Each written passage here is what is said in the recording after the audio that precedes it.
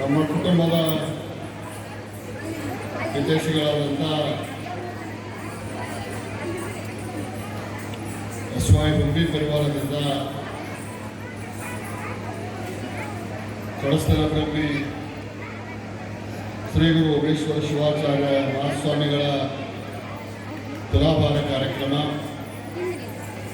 ಈ ಕಾರ್ಯಕ್ರಮದ ದಿವ್ಯ ಸಾನ್ನಿಧ್ಯವನ್ನು ವಹಿಸಿಕೊಂಡಂಥ ಕಳಸ್ಥಲ ಬ್ರಹ್ಮಿ ಶ್ರೀ ಗುರು ಉಮೇಶ್ವರ ಶಿವಾಚಾರ್ಯ ಮಹಾಸ್ವಾಮಿಗಳ ಪಾದಗಳಿಗೆ ಭಕ್ತಿಯ ನಮನಗಳನ್ನು ಸಲ್ಲಿಸಿ, ಶ್ರೀಮದ್ ಗರಲಿಂಗ ಚಕ್ರವರ್ತಿ ಸಿದ್ಧಲಿಂಗ ಶಿವಾಚಾರ್ಯ ಮಹಾಸ್ವಾಮಿಗಳು ಪಂಚಗ್ರಹ ಗುಡ್ಡದ ಹಿರೇಮಠ ಇವರ ಪಾದಗಳಿಗೂ ಕೂಡ ಭಕ್ತಿಯ ನಮನಗಳನ್ನು ಸಲ್ಲಿಸಿ, ಶ್ರೀಮನ್ ನಿರಂಜನ ಪೂರ್ಣಸ್ವರೂಪಿ ಶಾಂತಲಿಂಗ ಮಹಾಸ್ವಾಮಿಗಳು ದೊರೆಸ್ವಾಮಿ ವಿರಕ್ತಮಠ ಬಯಲುಟ್ಟಿ ಹಾಗೂ ತೋಟದಾರಗಣ ಸಿರೋ ಇವರ ಪಾದಕ್ಕೂ ನನ್ನ ಭಕ್ತಿಯ ನಮನಗಳನ್ನು ಸಲ್ಲಿಸಿ, ಮಾತೋಶ್ರೀಯಾದಂಥ ಶ್ರೀಮತಿ ಶಾಂತ ಅವರ ಪಾದಕ್ಕೂ ನನ್ನ ನಮನಗಳನ್ನು ಸಲ್ಲಿಸಿ, ಶಿವಪುತ್ರಪ್ಪ ಹುಂಬಿಯವರಿಗೂ ನನ್ನ ನಮನಗಳನ್ನು ಸಲ್ಲಿಸುತ್ತಾ ಒಂದು ಅರ್ಥಪೂರ್ಣವಾದಂತಹ ಕಾರ್ಯಕ್ರಮದಲ್ಲಿ ನಾವು ಇವತ್ತು ಭಾಗಿಯಾಗಿದ್ದೇವೆ. ಶಿವಪುತ್ರಪ್ಪ ಹುಂಬಿ ಮನೆತನ ಮತ್ತು ನಮ್ಮ ಮನೆತನಕ್ಕೂ ಒಂದು ಅವಿನಾಭಾವ ಸಂಬಂಧ. ಯಾವತ್ತೂ ಕೂಡ ನನಗೆ ಮಾರ್ಗದರ್ಶಕರಾಗಿ ರಾಜಕೀಯ ಜೀವನದಲ್ಲಿ ಅನೇಕ ಹಿರಿಯರು ನನ್ನ ಬೆಂಗಾವಲಿಗೆ ನಿಂತಹ ಸಂದರ್ಭದಲ್ಲಿ ಶಿವಪುತ್ರಪ್ಪ ಹುಂಬಿ ಪರಿವಾರ ಕೂಡ ಬರ್ತದೆ. ಬಹಳ ಅಭಿಮಾನದಿಂದ, ಬಹಳ ಸ್ಪಷ್ಟತೆಯಿಂದ ಈ ವಿಷಯವನ್ನು ಹೇಳಿ ಬಯಸ್ತೇನೆ. 84 ವಯಸ್ಸು ತುಂಬಿರುವಂಥ ಶಿವಪುತ್ರಪ್ಪ ಹುಂಬಿಯವರು ಲೆಕ್ಕ ಪರಿಶೋಧಕರಾಗಿ KVಯಲ್ಲಿ ನಿವೃತ್ತಿಯನ್ನು ಹೊಂದಿರುತ್ತಾರೆ. ನರಗುಂದ ನಗರಕ್ಕೆ ಬಂದು ಸುಮಾರು 50 ವರ್ಷಗಳನ್ನು ಕಳೆದಿದ್ದಾರೆ. SSLC ಪಾಸ್ ಆದ ನಂತರ ಬೀದರ್, ನರಗುಂದ, ನವಲಗುಂದ ಹಾಗೂ ನವಲಗುಂದದಲ್ಲಿ ಸೇವೆಯನ್ನು ಮಾಡಿ ನರಗುಂದ ಮಹಾನಗರದಲ್ಲಿ ನಿವೃತ್ತಿಯನ್ನು ಹೊಂದಿರುತ್ತಾರೆ. ಅದರ ಪೆನ್ಷನ್ ಎಷ್ಟೈತೆ ಅಂತ ಕೇಳಿ ಹೇಳಿಲ್ಲ ಅವರು.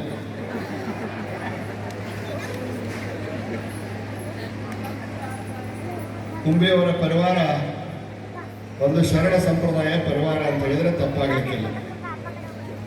ಎಲ್ಲರ ಜೊತೆಗೆ ಸೌಹಾರ್ದತೆಯಿಂದ ನಗುತ್ತಾ ಮಾತನಾಡುತ್ತಾ, ಸಮಸ್ಯೆಗಳಿದ್ದರೆ ತಮ್ಮ ಅನುಭವದ ಮುಖಾಂತರ ಆ ಸಮಸ್ಯೆಗಳನ್ನು ಪರಿಹರಿಸಲಿಕ್ಕೆ ಸಾಕಷ್ಟು ಪ್ರಯತ್ನವನ್ನು ಮಾಡ್ಯಾರ. ಎದುರುಗಡೆ ಅವರ ಸಮಕಾಲೀನರಾದಂಥ ಬೆಳಾರಿಗಳು ಕೂಡ ಇದ್ದಾರೆ. ಅವರು ಕೂಡ ನಮ್ಮ ಕುಟುಂಬದ ಆಪ್ತರು. ಭಾಳ ಜನ 84-85 ವರ್ಷ ಆಗಿದ್ದ ಕೂಡಲೇ ಏನೇನೋ ಒಂದು ಕಾರ್ಯಕ್ರಮವನ್ನು ಮಾಡಿ ಊಟವನ್ನು ಹಾಕಿ ಕಳಿಸುವಂಥ ಸಂಪ್ರದಾಯ ಇರ್ತದೆ. ಮೊದಲೇ ಹೇಳಿದಂತೆ ಶರಣ ಸಂಪ್ರದಾಯದ ಹುಂಬಿ ಪರಿವಾರ ಅಂತ ಹೇಳಿದ್ರು, ಉದ್ದೇಶಪೂರ್ವಕವಾಗಿ ಹೇಳಿದ್ರು. ಅವರು ಈ ನಾಡಿನ ಈ ಭಾಗದ ಆರಾಧ್ಯ ದೇವ ಹುಲಿ ಸಂಗಮೇಶ್ವರ ಮಠದ ಉತ್ತರಾಧಿಕಾರಿಗಳಾದಂಥ ಶ್ರೀ ಗುರು ಉಮೇಶ್ವರ ಶಿವಾಚಾರ್ಯ ತುಲಾಭಾರವನ್ನು ಮಾಡುವುದರ ಮುಖಾಂತರ ಇವತ್ತಿನ ನವ ಯುವಕರಿಗೆ ಮತ್ತು ಆ ವಯಸ್ಸನ್ನು ತಲುಪತಕ್ಕಂಥ ಹಿರಿಯರಿಗೆ ಏನಾದರೂ ಒಂದು ಒಳ್ಳೆಯ ಕಾರ್ಯವನ್ನು ಮಾಡಬೇಕಾದ್ರೆ ಇಂಥ ಕಾರ್ಯವನ್ನು ಮಾಡಿರಿ ಅನ್ನುವಂಥ ಒಂದು ಮಾರ್ಗವನ್ನು ತಾವು ತೋರಿಸಿರಿ ಅನ್ನುವಂಥ ಮಾತನ್ನು ಭಾಳ ಅಭಿಮಾನದಿಂದ ಹೇಳ್ತೇನೆ. ವೇದಿಕೆಯಲ್ಲಿದ್ದಂಥ ಇಬ್ಬರು ಗುರುಗಳ ಆಶೀರ್ವಾದ, ಶ್ರೀ ಗುರು ಹುಲಿರಾಜನವರ ಆಶೀರ್ವಾದ, ಶ್ರೀ ಗುರು ಉಮೇಶ್ವರ ಶಿವಾಚಾರ್ಯರ ಆಶೀರ್ವಾದದಿಂದ ನೀವು 100 ವರ್ಷಗಳನ್ನು ಕಾಣ್ರಿ ಅನ್ನುವಂಥ ಶುಭ ಹಾರೈಕೆಯನ್ನು ನಾನು ಮಾಡ್ತಾ, ಎಲ್ಲ ಪೂಜ್ಯರ ಹುಲಿರಾಜನ ಕರ್ತೃಗದ್ದಿಗೆಯ ಆಶೀರ್ವಾದ ನಿಮ್ಮ ಮೇಲಿರಲಿ. ದಯಾಗರನಾದ ಪರಮಾತ್ಮ ಆರೋಗ್ಯ ಮತ್ತು ಆಯುಷ್ಯನ್ನು ಕೊಟ್ಟು ತಮ್ಮನ್ನು ಕಾಪಾಡಲಿ ಅಂತ ಹಾರೈಸ್ತೇನೆ. ಸಂಪತ್ತು ಅಂತ ಹೇಳಿಲ್ಲ, ಯಾಕಂದ್ರೆ ಪೆನ್ಷನ್ ಭಾಳ ಬರ್ತದೆ ನನಗೆ ಗೊತ್ತೈತೆ. ಆಯುಷ್ಯ ಆರೋಗ್ಯ ಅಂತ ಹೇಳಿ ಆಯುಷ್ಯ ಆರೋಗ್ಯ ಸುಖ ಸಂಪತ್ತನ್ನು ಕೊಟ್ಟು ನೆಮ್ಮದಿಯ ಜೀವನವನ್ನು ಸಾಗಿಸಲಿಕ್ಕೆ ದಯಾಗರನಾದ ಪರಮಾತ್ಮನ ಆಶೀರ್ವಾದ ಇರಲಿ ಅನ್ನುವಂಥ ಒಂದು ಶುಭ ನುಡಿಯನ್ನು ಹೇಳ್ತಾ, ನಿಮ್ಮೆಲ್ಲರ ಸಹಕಾರ ರಾಜಕಾರಣದಲ್ಲಿ ಬೆಳೆಯುತ್ತಿರುವ ನನಗೆ ಇನ್ನಷ್ಟು ಹೆಚ್ಚಿನ ಆಶೀರ್ವಾದ ಮಾರ್ಗದರ್ಶನ ಇರಲಿ ಅನ್ನುವಂಥ ಮಾತನ್ನು ಕೂಡ ಈ ಸಂದರ್ಭದಲ್ಲಿ ಹೇಳ್ತಾರೆ. ಬಂಧುಗಳೇ, ಈ ಭಾಗದಲ್ಲಿ ಪ್ರಖ್ಯಾತಿಯನ್ನು ಗಳಿಸಿದ ಮಠಗಳಲ್ಲಿ ನಮ್ಮ ನರಗುಂದ ವಿರಕ್ತ ಮಠ ಇರ್ಬೋದು, ಹಿರೇಮಠ ಇರ್ಬೋದು, ಸಾಕಷ್ಟು ಮಠಗಳಿದ್ದಾವೆ. ಆದರೆ ನಮ್ಮ ಭಾಗದಲ್ಲಿ ಅತ್ಯಂತ ಒಂದು ಪ್ರಸಿದ್ಧಿಯನ್ನು ಪಡೆದಂಥ ಮಠ ಅಂದ್ರೆ ಹುಲಿಯ ಸಂಗಮೇಶ್ವರ ಅಜ್ಜನವರ ಒಂದು ಮಠ. ಬಹಳ ಪವಾಡಗಳನ್ನು ಮಾಡಿದಂಥ ಮಠ. ಆದರೆ ಏನೋ ಪ್ರಚಾರಕ್ಕೆ ಪ್ರಿಯವಾದ ಮಠ ಅಲ್ಲ. ತನ್ನಷ್ಟಕ್ಕೆ ತಾನಾಯ್ತು, ತನ್ನ ಕೆಲಸ ಆಯ್ತು, ಧಾರ್ಮಿಕತೆ ಅಂತ ಮಾಡಕೊಂತ ಹೋಗಿದ್ದು. ಒಂದೆರಡು ಉದಾಹರಣೆಗಳನ್ನು ಹೇಳಿಕ್ಕೆ ಇಚ್ಛೆ ಪಡ್ತೇನೆ ನಾನು. ನಮ್ಮೂರಾಗ ಒಂದು ಹುಲಿ ಅಜ್ಜನ ಶಾಖಾ ಮಠ ಇದೆ, ಮನೆ ಹಿಂಭಾಗದೊಳಗೆ. ಶ್ರಾವಣ ಮಾಸದ ಕಡೆ ಸೋಮವಾರ ಒಂದು ಸಣ್ಣ ಪಲ್ಲಕ್ಕಿ ಉತ್ಸವ ಮಾಡ್ತೇವೆ. ಅವಾಗ ಭಾಳ ಹಳೆ ಕಾಲದಾಗ ದೊಡ್ಡ ಅಜ್ಜಾರ್ ಗದ್ದಿಗೆ ಅಜ್ಜಾರ್ ಇದ್ದಾಗ ಊರಾಗ ಪಲ್ಲಕ್ಕಿ ನಡೆದಿತ್ತಂತ. ಯಾವನೋ ಒಬ್ಬ ಬಂದು ಪ್ರಸಾದ ಮಾಡಿ ಬರೀ ಅಜ್ಜನ ಪ್ರಸಾದ ತಗೋರಿ ಅಂತ ಹೇಳಿದ್ರಂತ ಅವತ್ತಿನ ಕಾಲದಾಗ. ನಾನಿಲ್ಲ, ಇಲ್ಲ ನಾವು ಹುಲಿ ಮಠಕ್ಕೆ ಹೋಗ್ತು ಅಂತೀರಿ, ಇಲ್ಲೇ ನೀವು ಮಠದ ಸಣ್ಣ ಮಠದಾಗ ಅಂತೇಳಿ ಎದ್ದು ಹುಲಿ ಮಠಕ್ಕೆ ಹೋಗಿ ಪ್ರಸಾದ ಕೂತಿದ್ದಂತ. ದೊಡ್ಡ ಅಜ್ಜಾರು ಬಡಗಿ ಹಿಡ್ಕೊಂಬಂದು ಹೇಳಿ ಆಸ್ಮಟ್ಟೆಗೆ ಹೋಗಿ ಊಟ ಮಾಡೋದು ಅಂತ ಹೇಳಿದ್ರು. ಇದು ನಡೆದಂಥ ಘಟನೆ ಹಿರಿಯರಿಂದ ನಾನು ಕೇಳಿದ್ದೆ. ಹಿಂದಿನ ಅಜ್ಜನವರ ಆಶೀರ್ವಾದ ಇವತ್ತು ನನ್ನ ಮೇಲೆ ಭಾಳ ಆಯ್ತು. ಇಲ್ಲಿ ಶಿಂದೇಗೌಡ ಕೂತಾನ ನೆನಪಕ್ಕೈತಿ. ನಾನು ಸವದತ್ತಿ ರಾಜಕಾರಣದೊಳಗಿದ್ದೆ. ನಾನು ನರಗುಂದ ರಾಜಕಾರಣಕ್ಕೆ ಬರ್ತೇನೆ ಅನ್ನೋ ಭ್ರಮೇನೂ ನನಗಿದ್ದಿಲ್ಲ. ಕೊಳ್ಳಿ ನರಗುಂದ ರಾಜಕಾರಣಕ್ಕೆ ಬರ್ತೇನೋ ಅನ್ನೋದಿಲ್ಲ. ಬರ್ಲಿಕ್ಕೆ ಅದನ್ನು ಚಲೋ ಇದ್ದೇನೆ.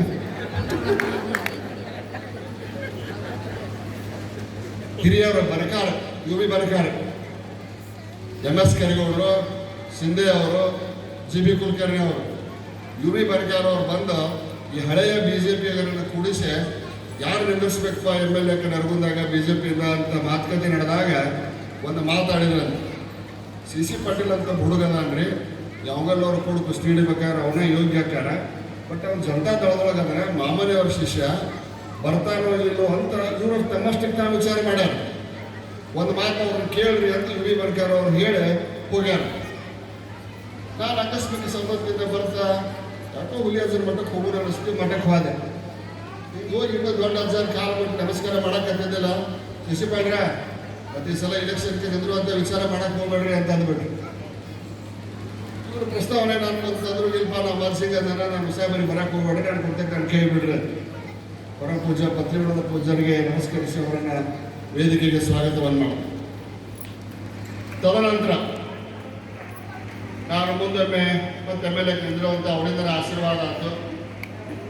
ನಾನು ಸಹಜವಾಗಿ ಬೆಂಗಳೂರಿಗೆ ಹೊರಟಿದ್ದೆ. ನಾನು ಯೂಶಲ್ ಬೆಂಗಳೂರಿಗೆ ಭಾಳ ದಿವಸದವರಿಗೆ ಅಧಿವೇಶನದಲ್ಲಿ ಭಾಗಿಯಾಗಬೇಕಾದ್ರೆ ಅಥವಾ ಎಲ್ಲಾದರೂ ಪ್ರವಾಸಕ್ಕೆ ಹೋಗ್ಬೇಕಾದ್ರೆ ಹುಲಿ ಅಜ್ಜನ ಮಠಕ್ಕೆ ಹೋಗಿ ಗದ್ದಿಗೆಯ ದರ್ಶನವನ್ನು ತಗೊಂಡು ಹೋಗೋದು ನನ್ನ ಸಂಪ್ರದಾಯ. ಅವತ್ತು ಮುಂಜಾನೆ ನಾನು ಹುಲಿ ಮಠಕ್ಕೆ ಸುಮಾರು 10:30-11 ಸುಮಾರು ಹೋಗಿ ಅಲ್ಲಿಂದ ಹಂಗೆ ಕಾರ್ ತಗೊಂಡು ನಾನು ಬೆಂಗಳೂರಿಗೆ ಹೋಗವ. ಅಲ್ಲಿ ಭಕ್ತರು ಕೂತಿದ್ರು ಅಂತ ಅಜ್ಜಾರ ಅಂತಕ್ಕೆ ಅವರಿಗೆ ಎಲೆ ಕೊಡ್ತಿದ್ರು. ಎಲೆ ತಂಬಾಕು, ಒಂದು ಮಿಜ್ಜನ್ ತಂಬಾಕು ಇರ್ತಿತ್ತು. ಈಗ ಬ್ಯಾಗ್ ಹಾಕ್ಕೊತಿದ್ರು, ಉಗುಳ್ತಿದ್ರು, ಮತ್ತೆ ಕೊಡ್ತಿದ್ರು. ಹಂಗೆ ಇರೋದು ಅಲ್ಲಿ ಯಾವಾಗ ಹತ್ತಿರ್ತೈತೆ ಅವಾಗ ಚಾಲೂ ನಾವು ಎಲ್ಲೆಡೆಗೆ ತಿನ್ನೋದು. ಆ ಭಕ್ತರು ಅಂತ ಕೇಳಿದ್ರೆ CC ಪಾಟೀಲ್ ಮಂತ್ರಿ ಅವ್ರನ್ನ ಅಂತ ಕೇಳಿದ್ರೆ ಬೆಂಗಳೂರಿಗೆ ಹೋಗ್ತೀನಿ ಮರದೋಸ್ತೆ ಯಡಿಯೂರಪ್ಪನವರು ನನ್ನ ಮಂತ್ರಿ ಮಂಡಲದೊಳಗೆ ನಾನು ಮಂತ್ರಿ ಮಾಡ್ಕೊತೀರಪ್ಪ ಅಂತ ಹೇಳಿ. ಇದು ವಾಸ್ತವಿಕವಾದ ನಡೆದ ಘಟನೆಗಳು. ನಮ್ಮ ಮನೆತನಕ್ಕೆ 3 ಜನ ಮಹಾಸ್ವಾಮಿಗಳ ಆಶೀರ್ವಾದ ಇದೆ. ಒಂದು ಹುಲಿಯ ಗದ್ದಿಗೆಯಲ್ಲಿರ್ತಕ್ಕಂಥ ಸಂಗಮೇಶ್ವರವರ ಆಶೀರ್ವಾದ ಪಡೆದಂಥ ಸಿದ್ದರಾಮೇಶ್ವರ ಮಹಾಸ್ವಾಮಿಗಳು ಚುಳ್ಕಿ ಗವಿ ಮಠ. ಒಂದು ದಿವಸ ರಾತ್ರಿ 1 ಗಂಟೆ ಚುಳ್ಕಿಯಾಗ ಅವ್ರ ಭಕ್ತರನ್ನೆಲ್ಲ ಎಬ್ಬಿಸಿ ನಡಿ ಮಲ್ಲವ್ರ ಮನೆಗೆ ಹೋಗಿ ಬರೋಣ. ಮಲ್ಲವಂದ್ರೆ ನಮ್ಮ ಭುವನೇಶ್ವರ. ಮಲ್ಲವ್ರ ಮನೆಗೆ ಹೋಗಿ ಬರೋರು ನಡಿ ಅಂತ ಹೇಳಿ ನಮ್ಮ ಮನೆ ತುಂಬ ಅಡ್ಡಾಡಿ ಹೋಗಿಬಿಟ್ಟ. ಎರಡನೇದು ಯಲ್ಲಾಲಿಂಗ ಮಹಾರಾಜರು ನಮ್ಮ ಮನೆಯಾಗ 14 ದಿವಸ ವಾಸ ಮಾಡಿದ್ರು. 3ನೇದು ಹುಲಿ ಅಜ್ಜರ ಆಶೀರ್ವಾದ. ಇವರೆಲ್ಲರ ಆಶೀರ್ವಾದದಿಂದ ಇವತ್ತು ಬಹುತೇಕ ನನ್ನಂಥ ಸುದೈವಿ ಯಾರೇ ಇಲ್ಲ. 36 ಇಂಚಿನ ಒಂದು ರೈಫಲ್, ಬಂದೂಕಿನ ಗುಂಡು 14 ಇಂಚು ನನ್ನ ದೇಹದೊಳಗೆ ಹೋಗಿ ನಾವು ಬದುಕೇನಂದ್ರೆ ಅದು ಹುಲಿ ಅಜ್ಜನವರ ಪವಾಡ ಅಂತ ನಾನು ಹೇಳಕ್ಕೆ ಬೆಳಗಾವದೊಳಗೆ ನಮ್ಮೆಲ್ಲ ಡಾಕ್ಟರ್ ಹೇಳಿದ್ರು ಅಂತ ನೋಡ್ಕೊಳ್ಳೋ ಡಾಕ್ಟರ್ ಇಲ್ಲಾಕೆ ಕುಂತೀರಿ, ಮುಂದಿನ ತಯಾರಿ ಹೋಗ್ರಿ ಅಂತೇಳಿ ಮತ್ತೆ ಆರಾಮ ಅಂದು ಬೆಂಗಳೂರಿಗೆ ಬಂದು ಆಪರೇಷನ್ ಮಾಡಿಸ್ಕೊಂಡು ಇವತ್ತು ರಾಜಕಾರಣದಲ್ಲಿ ಮಟ್ಟಕ್ಕೆ ಬೆಳೆದು ನಿಂದ್ರಕ್ಕೆ ಅಜ್ಜನ ಆಶೀರ್ವಾದ ಭಾಳ ಐತಿ ಅನ್ನುವಂಥ ಮಾತನ್ನು ಹೇಳ್ತಾ ಪರಮ ಪೂಜ್ಯ ಹುಲಿ ಅಜ್ಜನವರ ಒಂದು ಏನು ತುಲಾಭಾರ ಕಾರ್ಯಕ್ರಮವನ್ನು ನೀವೇನು ಹಮ್ಮಿಕೊಂಡಿರಲ್ಲ, ಇದಕ್ಕೆ ನಾನು ತುಂಬ ಹೃದಯದ 100 ಅಭಿನಂದನೆಗಳನ್ನು ಸಲ್ಲಿಸಲಿಕ್ಕೆ ಇಚ್ಛಪಡ್ತೇನೆ. ಬಂಧುಗಳೇ, ಈಗಾಗಲೇ ಹುಲಿಯ ಮಠ ಅದ್ದೂರಿಯಾಗಿ ನವೀಕರಣಗೊಳ್ತಾ ಇದೆ. ಮಾರ್ಬಲ್ ಕಲ್ಲಿಂದ ಹೊಸ ಮಠವನ್ನು ಕಟ್ಟಲಾಗ್ತಾ ಇದೆ. ಅಜ್ಜನ ಹೊಸ ಮೂರ್ತಿಯನ್ನು ಕೆತ್ತನೆ ಮಾಡುವಂಥ ಕೆಲಸ ಕೂಡ ಪ್ರಾರಂಭ ಆಗಿದೆ. ಅಜ್ಜರ ಅಂತ ಹಂಗೆ ಒಂದು ಹೋಗಿ ಕೂತಿದ್ದೆ. ಅವ್ನು ಶ್ರೀರಾಮಚಂದ್ರನ ಮೂರ್ತಿ ಕೆಟ್ಟನಲ್ಲ, ಯೋಗಿ ಅರುಣ್ ರಾಜನ್ ಕಡೆ ಕೆಲಸ ನನ್ರಿ ಅಜ್ಜಾರ ಅಲ್ಲಿ ಭಾಳ ಒಳ್ಳೇದಾಕೈತಿ, ಒಂದು ಇತಿಹಾಸ ಆಕೈತಿ ನೋಡ್ರಿ ಅಂತ. ಅವಾಗ ಯೋಗಿರಾಜಿಗೆ ಫೋನ್ ಹಚ್ಚಿದ, ಎತ್ತಲಿಲ್ಲ. 1 ತಿಂಗಳು, 2 ತಿಂಗಳು, 3 ತಿಂಗಳು ಹೋಗ್ಲಿಲ್ಲ. ನಾನು ಪಿ.ಡಬ್ಲ್ಯೂ.ಡಿ ಮಂತ್ರಿ ಇದ್ದಾಗ ಬೆಳಗಾವಿಯ ಸುವರ್ಣಸೌಧದ ಹತ್ರ ಮುಂದೆ ಸಂಗೊಳ್ಳಿ ರಾಯಣ್ಣ, ರಾಣಿ ಚೆನ್ನಮ್ಮ, ಅಂಬೇಡ್ಕರ್, ಮಹಾತ್ಮ ಗಾಂಧಿ ಈ 3 ಮೂರ್ತಿಗಳನ್ನು ಕೆತ್ತಲಿಕ್ಕೆ ಅವಾಗ ಆರ್ಡರ್ ಕೊಟ್ಟಿದ್ದೆ.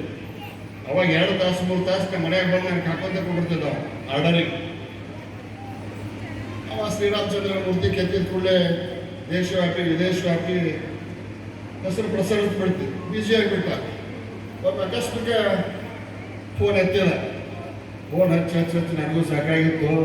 ಉತ್ತರ ಕರ್ನಾಟಕ ನನ್ನ ಭಾಷೆಯನ್ನು ಬಳಸಿದ. ಏನೋ ಅರುಣ ದೊಡ್ಡ ಒಂದು ಮೂರ್ತಿ ಕೆತ್ತಿ ಅಂತ ದೊಡ್ಡದಾಗಿಬಿಟ್ಟೆನ. ಯಾಕೆ ಸರ್ ಒಮ್ಮಲಿಗೆ ಗಾವಾಗಿಬಿಟ್ಟಾವ. ಒಂದು ರಾಮನ ಮೂರ್ತಿ ಕೆತ್ತೆ ಇಷ್ಟು ದೊಡ್ಡ ಆಗಿಬಿಟ್ಟು ನಾನು ಮನೆಯಾಗ 3 ತಾಸು ಗಟ್ಟಲೆ ಕುಂಡಿರ್ತಿದ್ವಿ. ಇನ್ನೂ 40 ಲಕ್ಷ ರೂಪಾಯಿ ನೀನು ಬಾಕಿ ಕೊಡ್ಬೇಕಾಗಿತ್ತು ನಮ್ಮ ಸರ್ಕಾರ. ಇಷ್ಟು ದೊಡ್ಡವಾಗಿಬಿಟ್ಟು ಎಣ್ಣೆ ಅಂದ. ಇಲ್ಲ ಸರ್ ಏನಾಗೈತಿ ಅಂದ. ಅದಕ್ಕಿಂತ ನಿನಗೆ ದೊಡ್ಡ ಹೆಸರು ಬರ್ತೈತಿ. ಹೆಸರಿನಕ್ಕಿಂತ ನಿನಗೊಂದು ದೈವಿ ಒಂದು ಆಶೀರ್ವಾದ ಆಕೈತಿ, ದೇವರ ಆಶೀರ್ವಾದ ಆಕೈತಿ. ನಮ್ಮ ಹುಲಿ ಅಜ್ಜನ ಮೂರ್ತಿ ಕೆತ್ಕೊಡು ಅಂತೇನೆ. ಆಯ್ತು ಸರ್ ಕೆತ್ತೇನೆ ಅಂತೇಳಿ ತಾನೇ ಹೋಗಿ ಕಲ್ತು ತೊಗೊಂಬಂದ. ಮೊನ್ನೆ ನಾನು ಬೆಂಗಳೂರಾಗಿದ್ದಾಗ ರವಿವಾರ ಖಾಲಿ ಇದ್ದೆ. ಏನು ಮಾಡಲಿ ಅಂದ ಕೂಡಲೇ ಅಜ್ಜನ ಕೇಳೀನಿ, ಕಲ್ಲು ತಂದಲ್ರಿ ಅಂದೆ. ಹಾಗಾದ್ರೆ ಹೋಗಿ ಆ ಕಲ್ಲು ಪೂಜೆ ಮಾಡಿ ಬಂದುಬಿಡ್ರಿ ಅಂದ. ನಾನು ನಮ್ಮ ಉರಕ್ಮಠ ಸ್ವಾಮಿ ಕೂಡ ಹೋಗಿ ಆ ಕಲ್ಲು ಪೂಜೆಯನ್ನು ಮಾಡಿ ಬಂದೇವೆ. ಕೆಲವೇ ದಿವಸಗಳಲ್ಲಿ, ಕೆಲವೇ ತಿಂಗಳುಗಳಲ್ಲಿ ಬಾಲ ರಾಮನ ಮೂರ್ತಿಯನ್ನು ಕೆತ್ತಿದಂಥ ಶಿಲ್ಪಿ ಅರುಣ್ ಯೋಗಿರಾಜನಿಂದ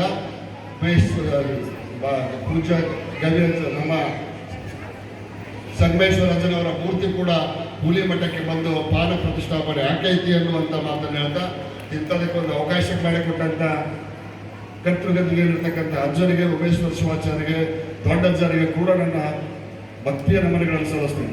ಇದು ಜನ್ಮಕ್ಕೆ ಸಿಗುವಂಥ ಒಂದು ಅವಕಾಶ. ತಾನಾಗಲೇ ಶನಿವಾರ ಒಬ್ಬರು ಲಗ್ನ ನಮ್ಮ ತೇಜಸ್ವಿ ಸೂರ್ಯನ ಮದುವೆ ಇತ್ತು, ಅದಕ್ಕೆ ನಾವು ಉಳ್ಕೋಬೇಕಾಯ್ತು. ರವಿವಾರ ಏನು ಮಾಡಬೇಕು, ಖಾಲಿ ಅದ ಅಂದ್ಕೊಂಡೆ ಮೈಸೂರಿಗೆ ಹೋಗಿ ಬರೋ ನನಗೆ ಎತ್ತೇಳಿ ಹೋಗಿಬಿಟ್ಟೆ. ನಾವು ಕಲ್ಲು ತಂದಾನೇ ಇಲ್ಲ ನೋಡ್ಬೇಕಂತ ಹೋಗ್ಬಿಟ್ಟೆ. ಪಾಪ ಕಲ್ಲು ತಂದಿದ್ದ. ಆ ಕಲ್ಲನ್ನು ತೋರಿಸಿ ಕಲ್ಲನ್ನು ಪೂಜೆ ಮಾಡಿ ಕೆತ್ತನೆಯನ್ನು ಪ್ರಾರಂಭ ಮಾಡ್ಯಾನ.